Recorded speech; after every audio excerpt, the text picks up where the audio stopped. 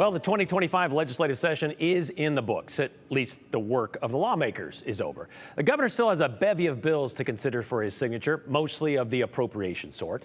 Of the 342 he's been given, the governor has vetoed only one, with 19 bills left in his inbox.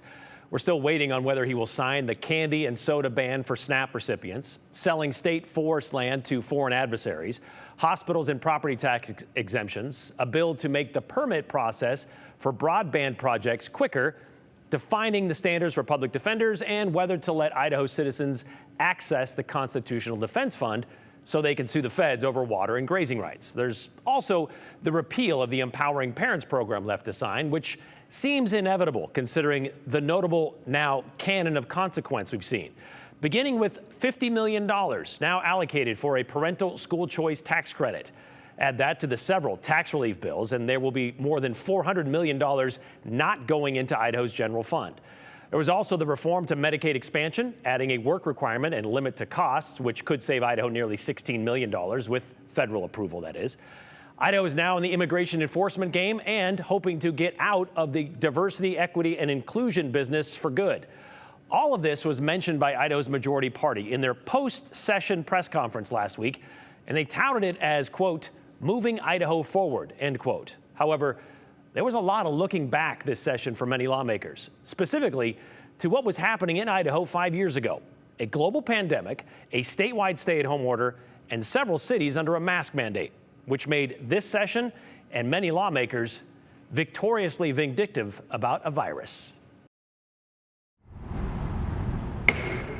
This session, the Senate will be in order. There was a spate of pandemic-related bills. It's that the whole mask thing became politicized, not on the basis of science, being passed around the State House. At the same time, I want to limit the possibility of a repeat. Like, well, was it used during the pandemic to treat COVID? Yes. A virus. What I find really troubling is the stifling of alternate voices of scientists. The first to clear a chamber. In Senate Concurrent Resolution 102. Forming a committee to study Idaho's response to the coronavirus. What happened in our schools, what happened in our hospitals, businesses closing down. After that, it was a cascade of a COVID or a COVID-adjacent agenda. And I don't think that we were told all the truth. From possibly holding Dr. Anthony Fauci accountable for state crimes. And we want to make sure that Dr. Fauci actually knows that. To holding health districts to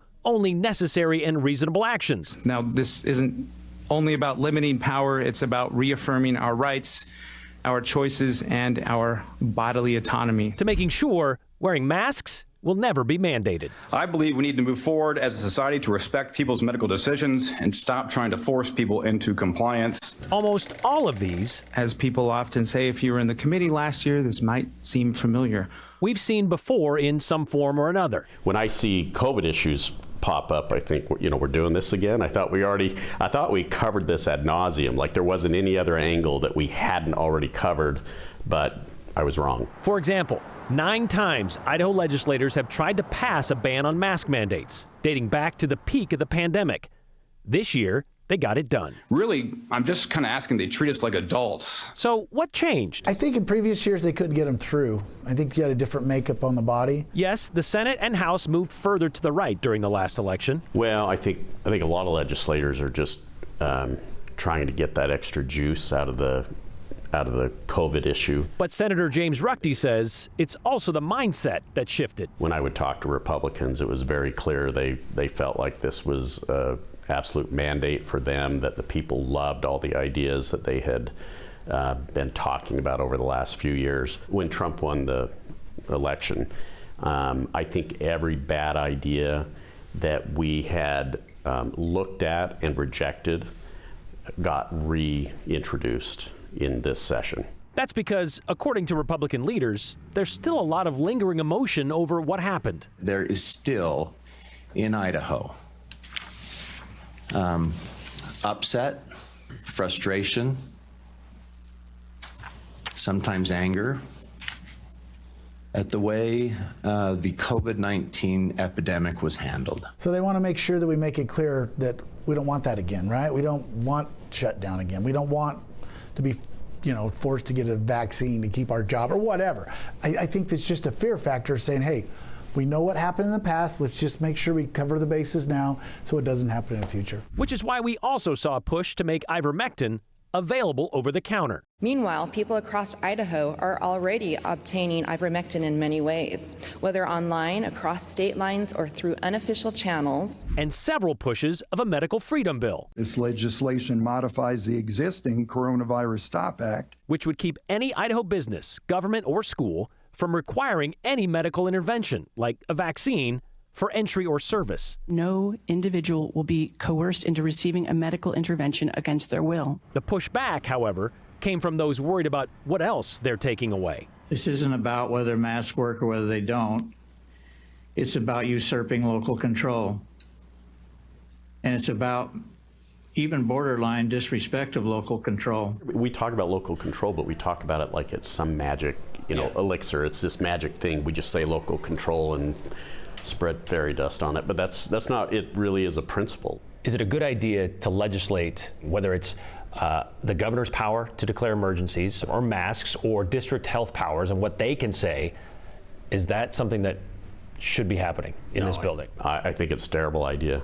The reason is we don't know what the next pandemic is going to be. And so what we're doing in this building is we're taking the lessons from the last pandemic, which are based on a false foundation, a lot of misinformation, and we are pulling tools off of the shelf when we don't even know what the next emergency is going to be. That's something we should be very cautious in doing. Speaker Moyle says that won't matter. Listen, if there's a problem, we're all going to work together to solve the problem. And if something comes up similar to COVID again, we'll all work together to find a solution. But we don't want to take away people's personal freedoms and rights. Which is how a pandemic became political and fueled policies for the future, for better or worse. I think there are a lot of people in this building who know that many of these policies, in this case, the mask mandates and things about medical freedom, vaccines, they know they're not correct, but they don't want to stand out as somebody who isn't going along with the majority who's voting for it. Well, as of Friday afternoon, 4 of the COVID-related bills had been signed into law. That'd be masks, health districts, medical freedom, and how we won't follow World Health Organization dictates, which isn't a thing anyway, since the WHO has no jurisdiction over Idaho. The Fauci resolution from the House and the COVID committee from the Senate, that resolution also passed. Making ivermectin available without a prescription, that one is still under the governor's consideration.